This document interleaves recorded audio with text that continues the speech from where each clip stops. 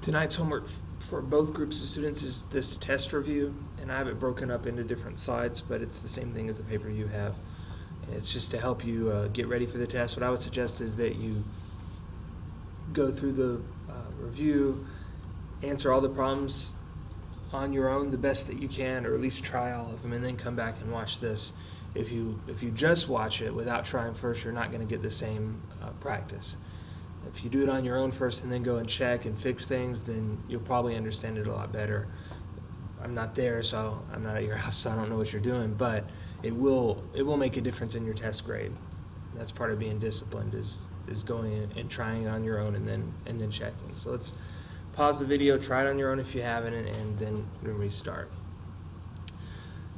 So it says there's a high control that's 6 2/3 mile long. It has 4 stations. So the way I think of this is, okay, so here's the trail, and that trail is 6 2/3 mile long, and it has 4 stations, and it says they're spaced evenly. So let's draw those out. We'll just draw. Let's see. I'm probably not going to get them perfect, but I'll try. 1, 2, 3, and we'll put 1 at the end. So this is 6 2/3 miles long. There are 4 stations spaced evenly. You want to know how far is it between each of the 2 stations. So you want to know this distance for each station. Well, when I look at this, I can tell, all right, I'm taking a big segment of trail and I'm splitting it into 4 different parts. And the only operation I know that splits things is division. We're dividing this whole trail by the 4 parts. So let's write down that as a division problem. And like I told you in class, sometimes just making a simple sketch of what the problem's saying will help you understand these things versus just reading the words. Because if you just read the words, it's not very visual. All right, we know we need to put that 4 over 1. Now the first step of dividing 2 fractions is to put them in fraction form. So we've already done that with the 4. Let's go ahead and do that with the 6 2/3 by making it proper. 18 at 20 over 3. And when we practice division in class, we know that we need to not divide. We always multiply by the reciprocal, or we remember that with keep, change, flip. We're going to find the reciprocal and multiply.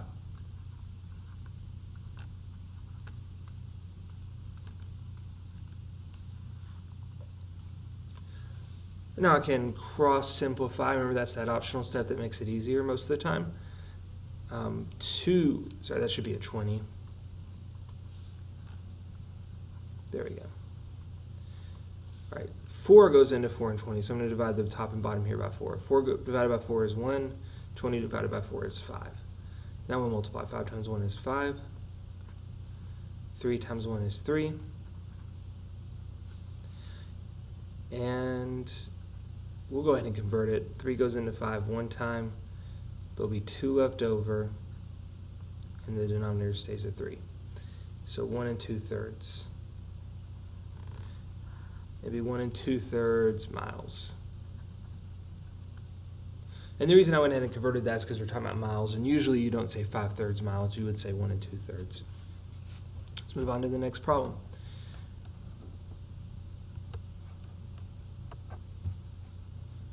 Harry's dog weighs 12 7/8 pounds. What is it written as a decimal? All right, so we've done a lot of the converting. First of all, let's get our whole number. It's 12, so we'll put that before the decimal. Once again, the whole number before the decimal. Now we just need to change 7/8. So remember, the numerator goes inside, denominator goes outside, and we add a decimal 0 and divide. So one more time, put the 7, the numerator, inside, the 8 outside, and added the decimal 0 so that because 8 doesn't go into 7, and now we can divide. 8 goes into 70 8 times, which is 64. And that leaves us with 6. 8 goes into 67 times, 7, which is 56. And that leaves us with a remainder of 4. And we'll add another 0 to keep going. 8 goes into 45 times, which is 40. So we have no remainder. So that decimal terminates. And see how I already have the 12? I'm going to take this 0.875 and put it on the other side. So we have 12 and 875 thousandths. Let's go back up there. Charlie's bank statement is shown below. If his beginning balance was $32, what was his ending balance? And I think actually that was not supposed to be there. Let me find the rest of number 3. There it is. So his beginning balance was $32. And let's see, we have some deposits. So remember, those deposits are all positives. So plus 432, plus 102. Let's see, and let's go ahead and get the other deposit. To me, that's easier to get all the deposits together.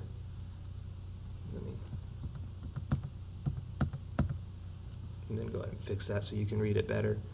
So he started with 32, then he added the 432, 102, and then 321. So those are all his deposits, and then he has 2 withdrawals, so those are negatives. That's money he's taken out. I'm going to run out of room here, so let me just come down here.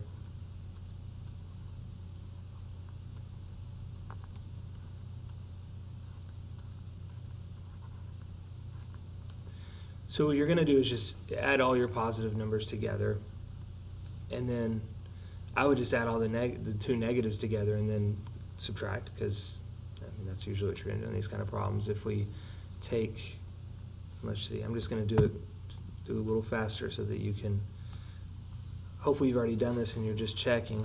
We'll just do 32. I don't want you to have to wait all day on me to add these up.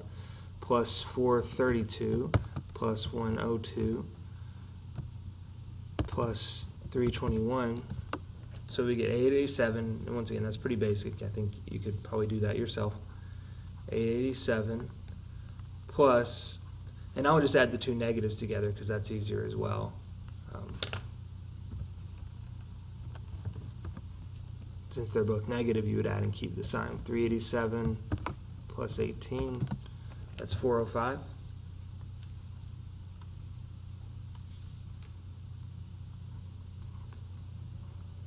So right here I notice now the signs are different. So here we added same signs, so we added and kept. Now they're different, so we know we subtract and take the sign of the biggest number. So since that's bigger, it's going to be positive, and you'll just subtract. I'll go ahead and do that. 887 minus 405. Looks like 482 unless I did that too fast. So $482 was his ending balance. So that was number 3. Let's find 4. They're a little out of order. Here it is. As a birthday gift, Mrs. Martin's children bought her a microwave that cost $149.45. The children shared the cost equally, and each paid $21.35. How many children were there? So you have this microwave that's $149.45, and she's splitting, and they're splitting it into groups of $21.35 each, and you want to know, all right, how many groups are there? But when you think of it that way, that we're taking, I'm sorry, this is running together, but think of, we're taking this money and splitting it into $21.35 groups. Well, that's clearly division. So let's go ahead and set up a division problem.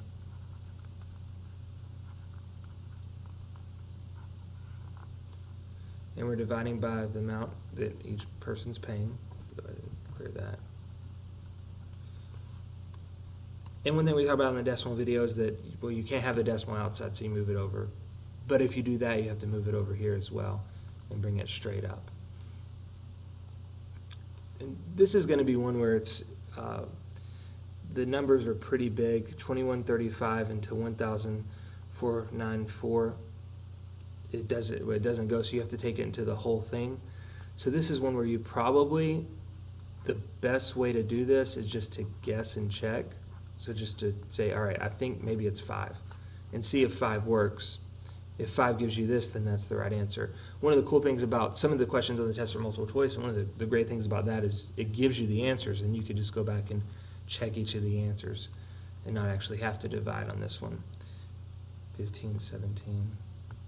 So I can already tell that this isn't it exactly, but I'm going to keep going just to see if it's too high or too low. 6. So this is $1,675. So we're pretty little ways off. So we're going to go ahead and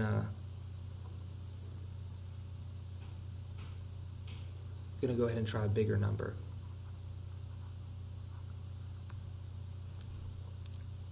Let's try, since the last number is 5, I know it needs to be something like 7, because 7 times 5 is 35, but end in 5, or 9. I'm going to go ahead and try 9 just to see what I get. 9 times 5 is 45. Oops, I'll put that 4 here. 27 plus 4 makes 31.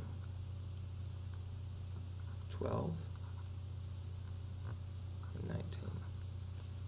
So that's too high. So I'm thinking it's going to be 7. And instead of going through all that again with you, I'm going to just get that calculator out one more time so that you don't have to watch that again. 21, 35 times, let's try 7. Yes, 7 times. So I got on both sides of it.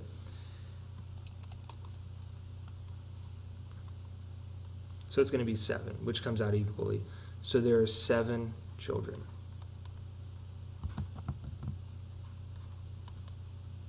Sorry about that. There, children.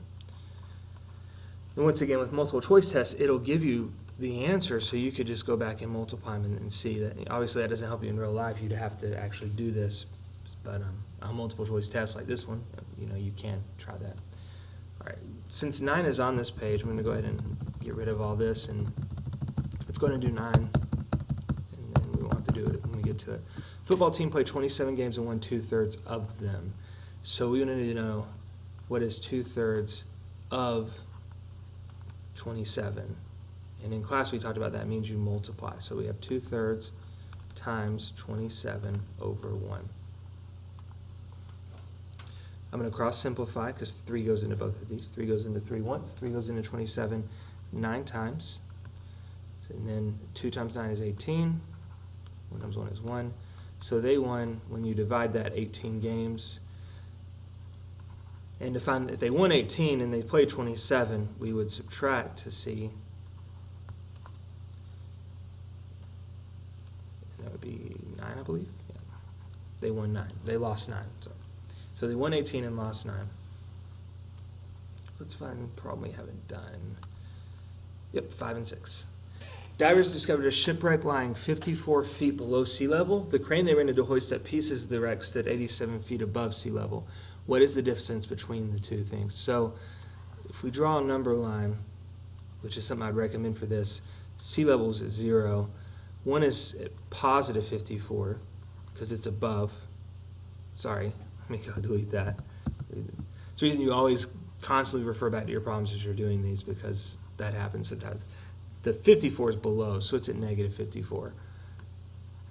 And then the wreck was at 87 above, so it's at positive 87. So without doing any real math, you can hopefully tell, all right, I need to go up 54 and up 87 more.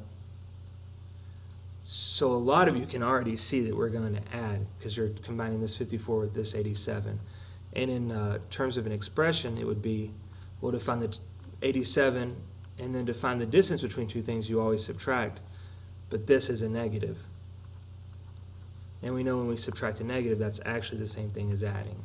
So we are going to add. So I'm not going to finish this. I'll let you finish it, but you'll add these two numbers together. And here's the number line that shows why. A small company had a profit of negative $528 in January. And what that means is they lost money because it's a negative profit. If it continues to have the same profit each month for 4 months, what will the company's total profit be for 4 months? So they're going to do this 4 different times, which means we would multiply by 4. And this negative really doesn't matter to me. I know that a negative times a positive is a negative. If they lose money 4 months in a row, they're going to have lost a bunch of money at the end. And then we'll just go ahead and do 4 times 8 is 32, 8, 9, 11, and then 20 plus 21. So that's their total profit. So basically they lost this much money in the course of 4 months. The 5 players in the golf tournament had scores of -2, -5, +1, +3, -2. What was the mean? I think there's a golf problem. I don't think it asks for the mean on the test because you haven't done mean yet, but we're going to go ahead and do it to practice the integers. And if it is, I'll make sure